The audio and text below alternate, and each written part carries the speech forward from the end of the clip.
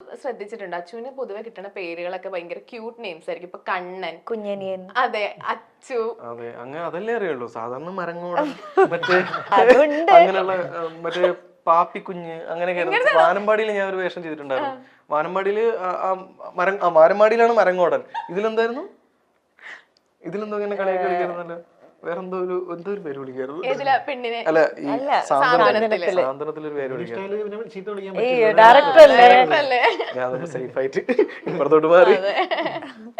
Okay, അടുത്തത് എനിക്കാ ഇത് ഇവര് അതെ, നമ്മള് വീട്ടിലോട്ട് ഷിഫ്റ്റ് ആയിന്ന് പറയാൻ പറ്റില്ല, ഇവരും കൂടെ വന്നിട്ടാണ് എല്ലാം സെറ്റ് ചെയ്തതും ഒക്കെ. അപ്പൊ ഫസ്റ്റ് ടൈം ചേട്ടൻ പിന്നെ പോയി വന്നു, ചേച്ചി ഉണ്ടായിരുന്നു.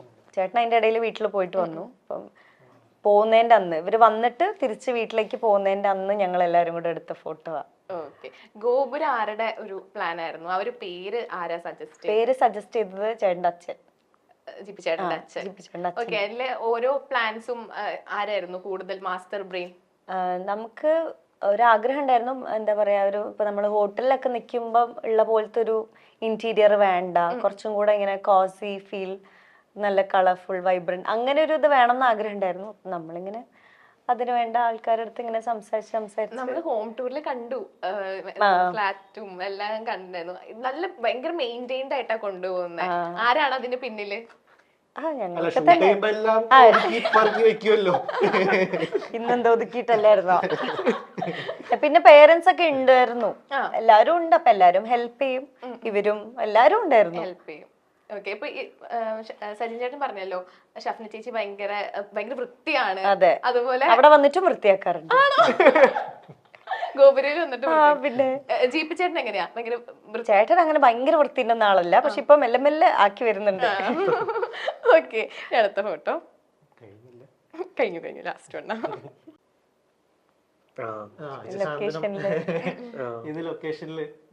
ഇത് സ്ഥിരാണ്.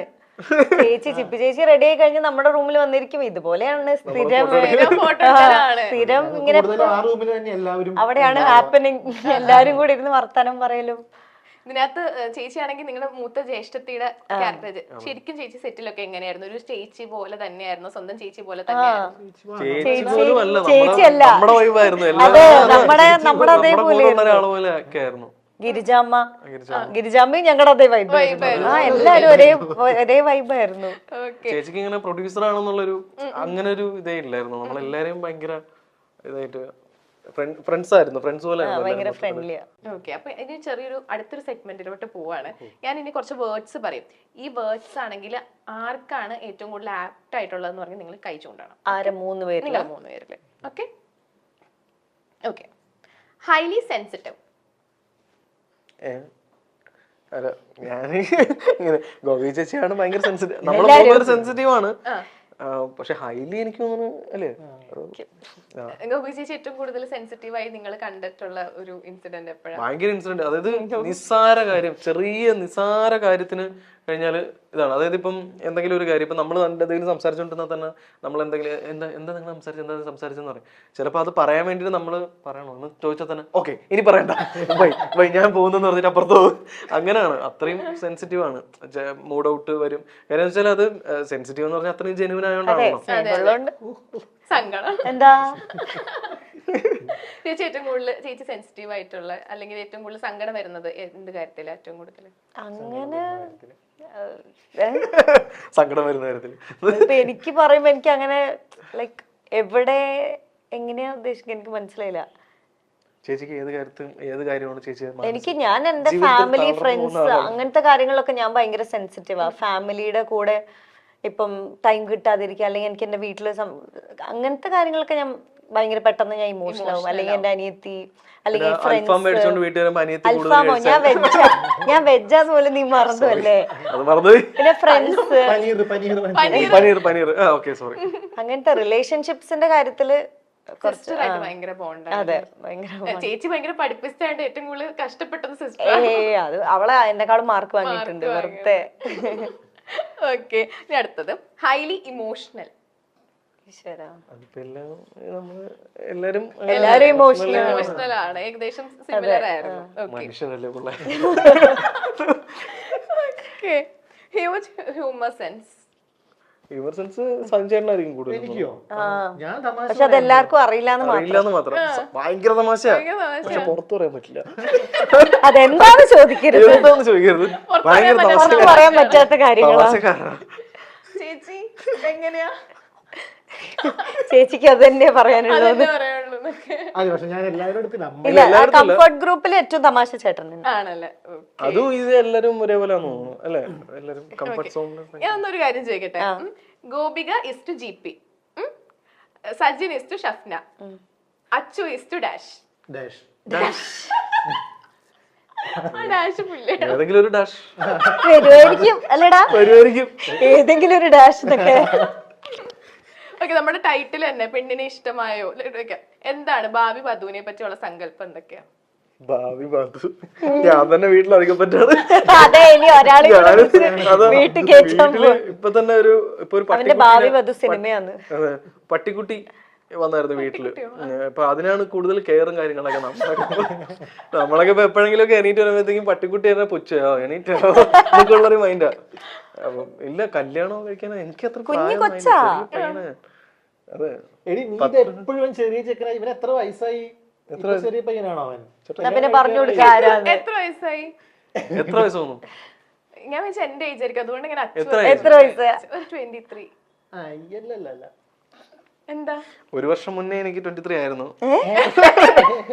അല്ല, എനിക്ക് 28 വയസ്സുണ്ട്. 28ഓ? 28 വയസ്സുണ്ട്. സോറി, അച്ഛ ചേട്ടാന്ന് വിളിക്കണം. അല്ലെങ്കിൽ നിങ്ങൾ രണ്ടാളെയും ചേച്ചി ചേട്ടാന്ന് വിളിച്ചിട്ട് അച്ഛനും മാത്രം. അതെ. ഓ, കുട്ടിക്ക് പ്രായം കുറവായിരുന്നല്ലേ? ഞാനത് ഇപ്പഴാ ആലോചിച്ചു. അപ്പൊ ഈ 28 വയസ്സിൽ ഒരു പടം, ഷോർട്ട് ഫിലിം ഒക്കെ ഡയറക്ട് ചെയ്തു. അപ്പം അല്ലേ ഭയങ്കര സന്തോഷം തോന്നണില്ലേ?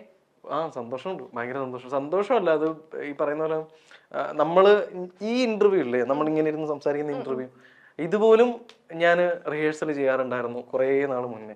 കാര്യം ഷോർട്ട് ഫിലിം ചെയ്ത് ഷോർട്ട് ഫിലിം ഇറങ്ങിയതിന് ശേഷം നമുക്ക് ഈ പറയുന്നത് ഇന്റർവ്യൂസ് കിട്ടും. അപ്പൊ ഞാൻ അങ്ങനെ ഇപ്പം സഞ്ജയ് അങ്ങനെയല്ല, നമ്മൾ അങ്ങോട്ടും എടുക്കും അങ്ങോട്ടും ഇങ്ങോട്ടും വെറുതെ സംസാരിക്കും. നമ്മുടെ ആദ്യത്തെ പടം ഇറങ്ങി, എന്തായിരിക്കും നമ്മുടെ ഇന്റർവ്യൂ എന്നൊക്കെ പറഞ്ഞിട്ട് ഇവര് പച്ചമാങ്ങ എന്ന പടത്തില് അങ്ങനെയൊക്കെ ഞങ്ങൾ സംസാരിക്കാറുണ്ടായിരുന്നു. അപ്പൊ അത് എന്ന് വെച്ചാൽ സന്തോഷമല്ല, നമ്മൾ കുറച്ചുകൂടെ ഭയങ്കര കോൺഫിഡന്റ് ആയിക്കൊണ്ടിരിക്കുക. ഓക്കെ, നമ്മൾ പറ്റും അല്ലെങ്കിൽ ചെയ്യാൻ പറ്റും എന്നൊക്കെ ഉള്ള ഒരു കോൺഫിഡന്റ് ഉണ്ടായിക്കൊണ്ടിരിക്കുക. അതാണ് മെയിൻ. ബാലതാരമായിട്ടാണ് ഗോപിക അനിൽ അഭിനയ ലോകത്തേക്ക് എത്തിയത്. മോഹൻലാലിന്റെയും ദിലീപിന്റെയും മക്കളായി ഗോപികയും സഹോദരിയും സജീവമായൊരു കാലമുണ്ടായിരുന്നു.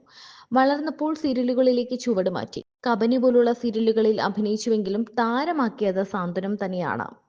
ഏഷ്യാനെറ്റിൽ സംപ്രേക്ഷണം ചെയ്തിരുന്ന സാന്ത്വനം സീരിയലിലെ അഞ്ജലി എന്ന കഥാപാത്രത്തിലൂടെയാണ് ഗോപിക പ്രേക്ഷക മനസ്സിൽ ഇടം നേടിയത്. സീരിയലും കഥാപാത്രവും വൻ ഹിറ്റായി മാറി. സീരിയൽ അവസാനിച്ചതും ഗോപികയുടെ കല്യാണം കഴിഞ്ഞതും 2 ദിവസത്തിന്റെ വ്യത്യാസത്തിൽ മാത്രമാണ്. എന്നാൽ ഗോവിന്ദ് പത്മസുരയുമായുള്ള വിവാഹത്തിന് ശേഷം ഗോപിക അനിൽ പൂർണ്ണമായും മാറി. വിവാഹശേഷം കരിയർ മുന്നോട്ട് കൊണ്ടുപോകും, അത് ഗോപികയുടെ പ്രൊഫഷനാണെന്ന് GPയും പറഞ്ഞിരുന്നു. ഒരേ ഇൻഡസ്ട്രിയിലെ ആളുകളായത് കാരണം അക്കാര്യത്തിൽ അണ്ടർസ്റ്റാൻഡിംഗ് ഉണ്ടായിരുന്നു. പക്ഷെ ഇപ്പോൾ അതല്ല വിഷയം. വിവാഹത്തിന് ശേഷം ഗോപിക സീരിയൽ ലോകത്തോട് തന്നെ വിട പറഞ്ഞു.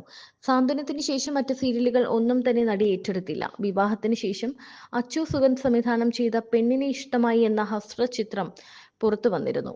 ഇപ്പോൾ ഗോപിക പ്രാധാന്യവും പ്രയോറിറ്റിയും നൽകുന്നത് സിനിമയ്ക്ക് തന്നെയാണ്. ബിഗ് സ്ക്രീനിൽ കൂടുതൽ ശ്രദ്ധിക്കാനാണ് ഗോപികയുടെ തീരുമാനം. അതിന്റെ തുടക്കമാണ് സുമതി വളവ് എന്ന ചിത്രം.